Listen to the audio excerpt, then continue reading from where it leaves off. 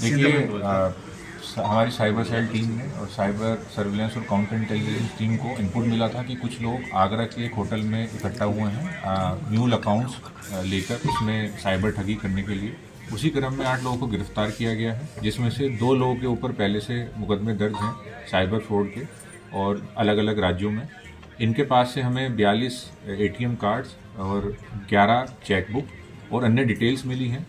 ये इनमें से 2-3 लोग डायरेक्ट विदेश में बैठे जो साइबर अपराधी हैं, साइबर ठग हैं, उनके सरगना हैं, उनके संपर्क में थे। वे उनके इशारे पर ये भारत में बैठे भोले भाले लोगों के न्यूल अकाउंट्स खुलवाकर उन अकाउंट्स की डिटेल्स उनके पास भेज देते थे, जिसमें फिर साइबर ठगी का पैसा लोगों से लेकर घुमाया जाता था। इसके बदले में सर इनको कोई कमीशन मिलती थी? इन्होंने 2% कमीशन की बात अभी स्वीकार की है कि हर एक अकाउंट्स पे जो भी ट्रांजैक्शन होता था तो उसे इन्हें 2% का मुनाफा इन्हें भी मिलता था। बाकी जो भोले भाले लोगों के अकाउंट खुलवाए जाते थे तो उन्हें पर्सन टू पर्सन वरी करता था, किसी को कुछ 1000 रुपये देकर भी उनके अकाउंट खुलवाकर उनकी जानकारी विदेश में बैठे लोगों के साथ साझा की जाती है। सर कितना अमाउंट ट्रांजैक्शन हुआ कुछ पता चला?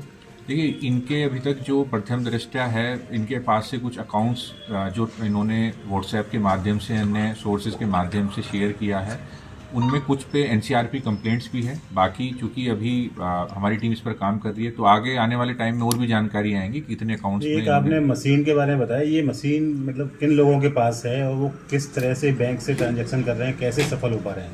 लेकिन इन लोगों ने बताया है कि जब इनसे पूछा गया कि ये धोखाधड़ी की रकम को कैसे विदेश में बैठे ठग निकाल लेते हैं तो उनके द्वारा बताया गया और कुछ चीज़ें दिखाई भी गई कि कुछ मशीन्स और सॉफ्टवेयर्स को वो लोग यूज़ करते हैं, जिसमें कार्ड की डिटेल्स डालकर, जो कि करंट अकाउंट से लिंक रहता है, उसकी डिटेल्स डालकर ऑटोमेटिक ट्रांजैक्शन शुरू हो जाता है। फिर वो अलग अलग अकाउंट के माध्यम से रोटेट किया जाता है और फिर वो क्रिप्टो को में कन्वर्ट करके या अन्य माध्यम से विदेश में बैठे साइबर ठगों के पास तक। तो मशीन के बैंक इन्हें दे रहा है कि कौन दे रहा है इनको ये? देखिए, जैसे कि इन्होंने बताया कि ये मशीन विदेश में बैठे लोगों के द्वारा इस्तेमाल की जा रही है, तो उसके बारे में अभी तक ज़्यादा जानकारी नहीं मिल पाई है। बाकी उसके बारे में भी जानकारी एकत्रित की जाए। तो ये पैसा कहाँ से आ रहा था, किस तरह से इनके पास इनपुट कैसे हो रहा था पैसे का? देखिए, इसमें 3 लोग डायरेक्टली विदेश में बैठे ठगों के संपर्क में हैं, जो कि उनके पास चैटिंग भी है। उनके पास से कुछ लोगों की IDs भी मिली हैं जो कि विदेश के रहने वाले हैं।